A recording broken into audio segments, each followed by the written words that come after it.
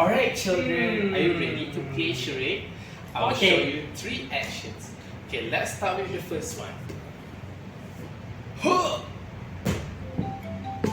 The second one, first one is throwing.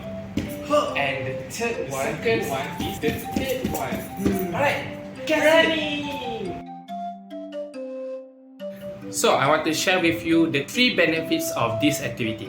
The first one is to expose themselves to activities that closely related to daily life routine. For example, if they know the action, they instantly know it. For example, when they're doing it, they'll be like, oh, I'm walking. Oh, I'm running. Oh, I'm jumping. Oh, I'm hopping. This is one of the way for them to get exposed to something that they did in their daily life routine. And the second one is to improve receptive labeling skills, which is one of the important elements in speech therapy and production.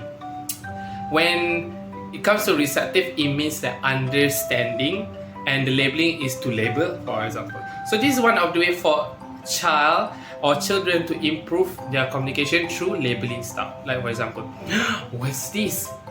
Eat. This is one of the way to improve communication. And last but not least is to encourage two-way communication between parent and children, or could be peers themselves.